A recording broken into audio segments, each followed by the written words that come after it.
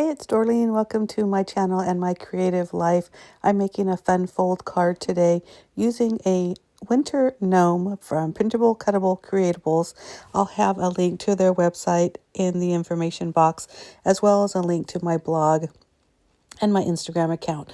So usually what I do is after I cut all the pieces out, I'll lay everything the way it's supposed to go first before I start putting adhesive.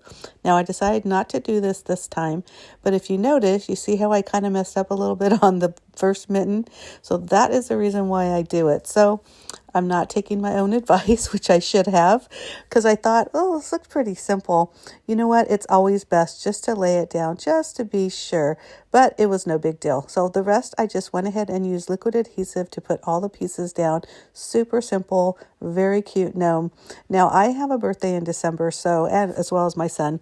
So I know it is to kind of get ignored at Christmas. And I don't mean that in a, oh, I'm so sad for you kind of way, but that happens a lot. So I decided, even though this is a wintry, a Christmas looking holiday gnome, I'm going to make a birthday card. So I'm making this fun fold card. I'm not even really sure what it's called, but basically I took a 4 1/4 by 7-inch piece of paper.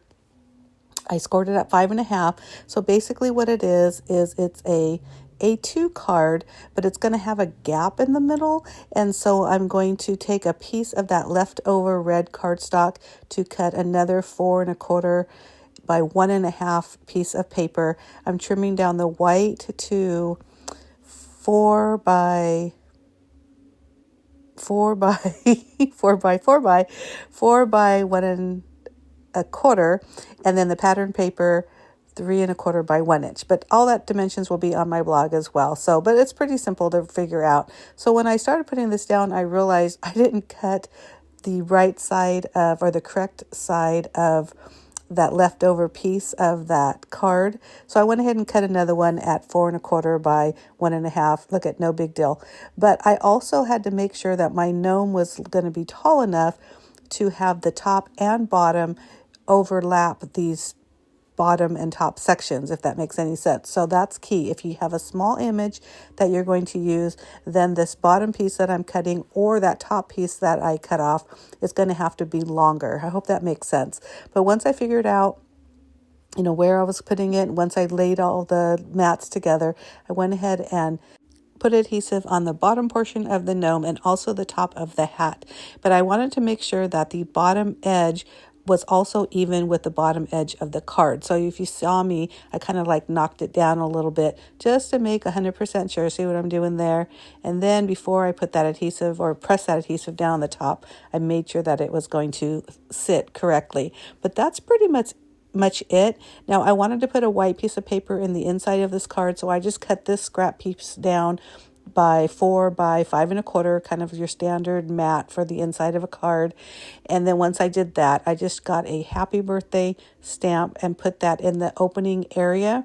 So whenever you write your greeting, it'll be underneath or right behind the gnome. But you also notice there's a little piece, a solid piece of the gnome over there in that top right corner of my desk. And I'm going to put that behind the gnome image on the inside of the card, just to kind of give it a finished look. But basically that's it. I hope you like this, and if you do, give me a thumbs up. Pretty simple fun fold card. I have made one other like this, but I did it using a piece of acetate, instead of just open like that.